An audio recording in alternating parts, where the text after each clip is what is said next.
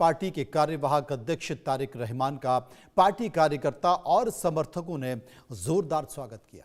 Party से फरवरी 2026 के चुनावों से पहले एक बड़ी राजनीतिक बढ़त के तौर पर देख रही है। सवाल यह है कि मोहम्मद यूनुस का क्या होगा, क्योंकि समर्थक इन्हें भावी पीएम के तौर पर देख रहे हैं। समर्थकों का जोश देखते ही बन रहा है। ऐसे में यूनुस के लिए चुनाव टालना अब आसान नहीं होगा। चुनाव टालने के आरोप अक्सर यूनुस पर लगे हैं। हाल ही में उस्मान हादी के भाई ने भी यह आरोप लगाया था। दूसरी तरफ तारिक रहमान के विरोधी तेवर लगातार देखे जा रहे हैं। वो कह रहे हैं कि भ्रष्टाचार के आरोप के बाद तारिक लंदन आखिर क्यों भागे थे, न्यायिक प्रक्रिया का सामना क्यों नहीं किया। तारिक पर फांसीवादी राजनीति का आरोप लग रहा है। विरोधी आगामी चुनाव को एक तरफा कर रहे हैं और आवामी लीग पर बैन भी है। इसलिए इसके छात्र संगठन में आक्रोश है। यूनुस कई तरह से घिरे हुए हैं। सरकार पर हिंसा, उस्मान हादी के अलावा हिंदुओं की हत्या का आरोप। ऐसे में चुनाव से पहले बांग्लादेश में कुछ बड़ा हो जाए तो कोई बड़ी बात नहीं है। रिपोर्ट देखिए।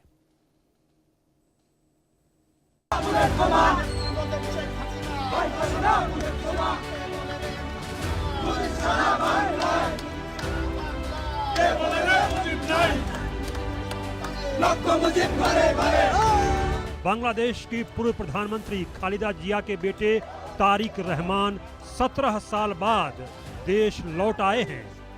ढाका एयरपोर्ट के पास उनका स्वागत करने के लिए उनकी पार्टी बीएनपी के 1 लाख कार्यकर्ता से ज्यादा लोग जुटे। रहमान गिरफ्तारी से बचने के लिए 2008 में लंदन भाग गए थे। तब हसीना सरकार में उनके खिलाफ भ्रष्टाचार के कई मामले चल रहे थे। बांग्लादेश में अगले साल 12 फरवरी को आम चुनाव होने हैं। शेख हसीना की पार्टी अवामी लीग को बैन कर दिया गया है।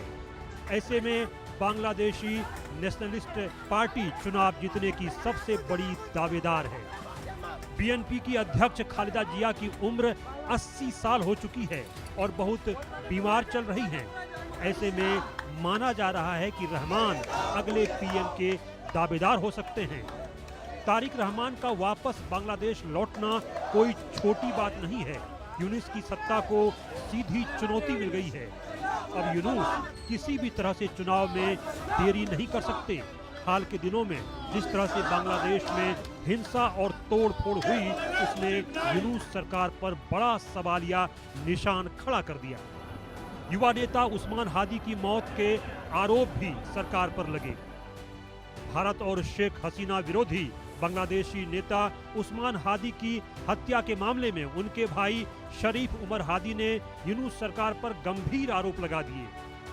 उमर हादी ने कहा कि सरकार के अंदर कुछ ताकतें ही उस्मान हादी की हत्या के पीछे है। वो आने वाले राष्ट्रीय चुनाव को पटरी से उतारना चाहते हैं। उमर ने यह आरोप मंगलवार को शाहबाग में आयोजित इनकलाब मंच के शहीदी शपथ कार्यक्रम में लगाए। उमर हादी ने यूनुस सरकार पर निशाना साधते हुए कहा कि तुम ही लोगों ने उस्मान हादी को मरवाया है। अब इस मुद्दे को इस्तेमाल करके चुनाव को रोकने की कोशिश कर रहे हो। बता दें कि हादी को 12 दिसंबर को ढाका में गोली मार दी गई थी, जिसके बाद सिंगापुर में इलाज के दौरान 18 दिसंबर को उनकी मौत हो गई। আপনারাই ওসমান হাদিকে হত্যা করিয়েছেন, আবার আপনারা এটাকে ইস্যু করে নির্বাচন বানচাল করার চেষ্টা করতেছেন। আপনারা যারা রাষ্ট্র ক্ষমতায় থাকাকালীন অবস্থায় ওসমান হাদিকে হত্যা করা হয়েছে, এই হত্যার দায় আপনারা এড়াতে পারবেন না। बांग्लादेश में अब मोहम्मद यूनुस की खैर नहीं, बांग्लादेश में कुछ बड़ा होने वाला है। तारिक रहमान की वापसी पर शेख हसीना की पार्टी का कहना है कि तारिक की वापसी का मकसद एक तरफा चुनाव कराना है। शेख हसीना की अवामी लीग के छात्र संगठन ने तारिक की वापसी को लेकर बीएनपी पर गंभीर आरोप लगाए हैं। छात्र संगठन का कहना है कि तारिक रहमान की घर वापसी से देश में राजनीतिक अस्थिरता बढ़ जाएगी। मीडिया रिपोर्ट के अनुसार बांग्लादेश स्टूडेंट्स लीग के अध्यक्ष सद्दाम हुसैन ने इसे फांसीवादी राजनीति करार दिया। हुसैन ने कहा कि तारिक की वापसी से बांग्लादेश की समस्याएं हल नहीं हो पाएंगी। इससे एक तरफा चुनाव होंगे और फांसीवादी राजनीति जारी रहेगी। वह 2004 के हमले से जुड़े कई मामलों में दोषी ठहराए गए अपराधी हैं और उन्होंने न्यायिक प्रक्रियाओं को दरकिनार कर दिया है। सवाल बड़ा है क्योंकि न्यायिक प्रक्रिया का सामना करने के बदले तारिक रहमान लंदन भाग गए थे। बांग्लादेश में तारिक रहमान की वापसी आसान नहीं है। जितने समर्थक हैं, विरोधी भी उससे कम नहीं है। लेकिन कुल मिलाकर अब स्थितियां यूनुस के खिलाफ हो गई हैं। इसलिए बांग्लादेश में चुनाव से पहले भी अगर कुछ बड़ा हो जाए तो कोई बड़ी बात नहीं होगी। Bureau report, India news.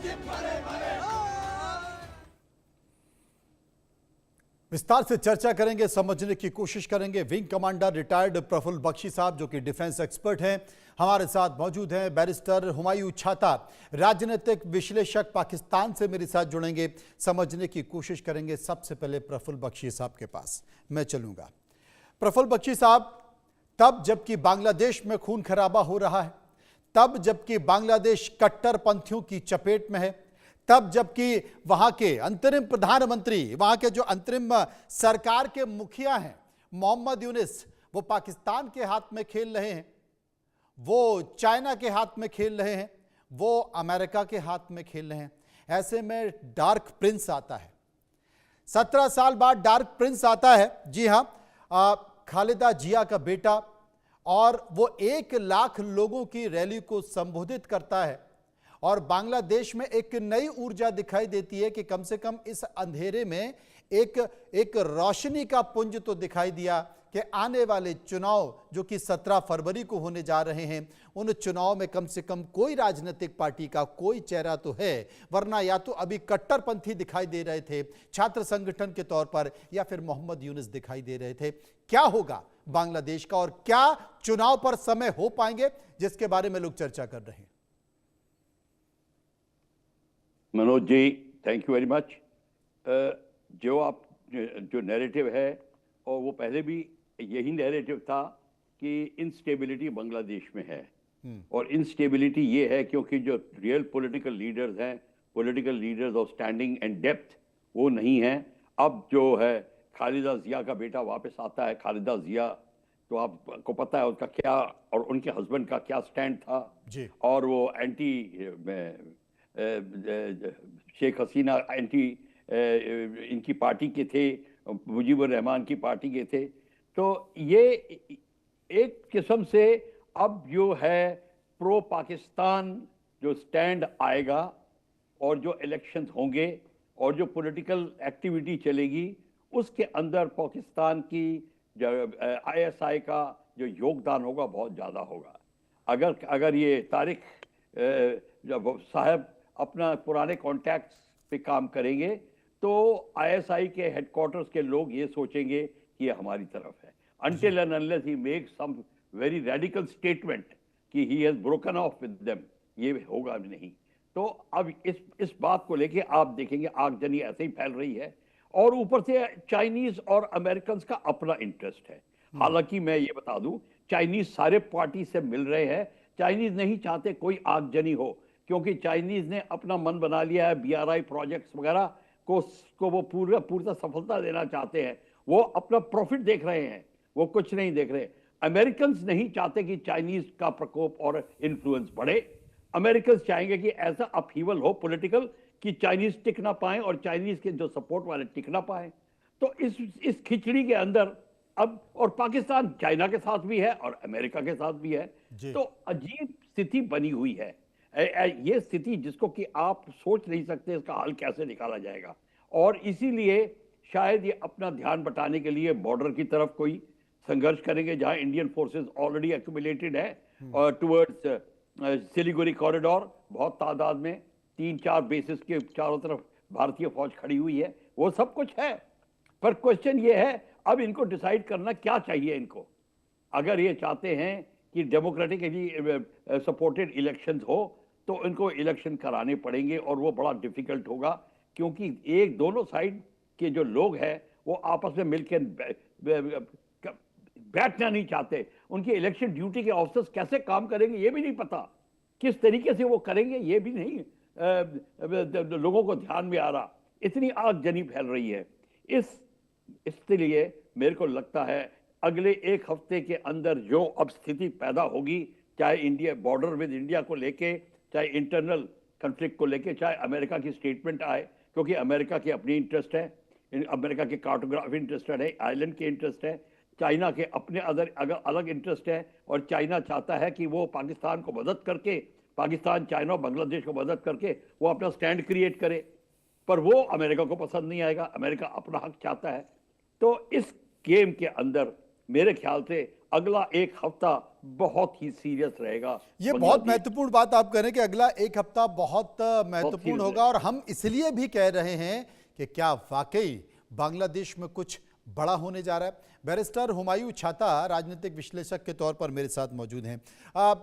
Humayun, Bangladesh में इस वक्त तस्वीरों को, वहाँ की राजनीति को, वहाँ की सरकार को आप कैसे देखते हैं, तब जबकि वहाँ डार्क प्रिंस तारिक रहमान आ चुके हैं?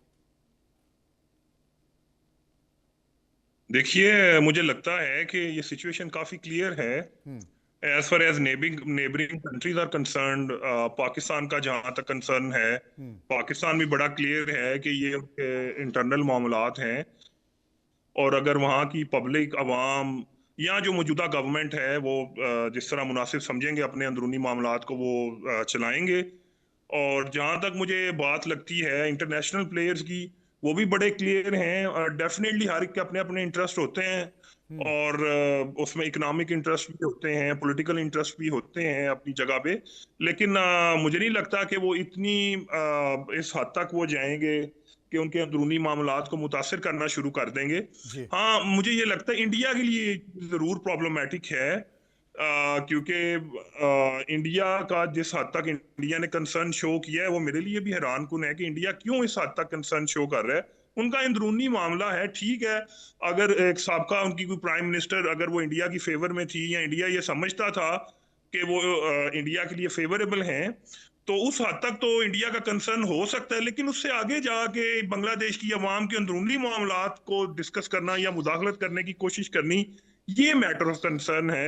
और पर्टिकुलरली उन हालात में जब बांग्लादेश वाले भी इल्जाम लगा रहे हैं इंडिया के ऊपर कि ये हमारे अंदरूनी मामलात को मुतासिर करने की कोशिश कर रहे हैं, मुझे लगता है कि बांग्लादेशी अवाम को मौका मिलना चाहिए ट्रू डेमोक्रेटिक प्रोसेस के थ्रू, कि वो अपने जो उनके ट्रू अंदरूनी हालातों का जिक्र कर रहे हैं, आपकी नजर में कौन से अंदरूनी हालात हैं जिसमें भारत हस्तक्षेप कर रहा है? आपकी डिस्कशन से ही मुझे यहाँ पे मालूम पड़ रहा है, कुछ मैं उसके अलावा तो चलें छोड़ें।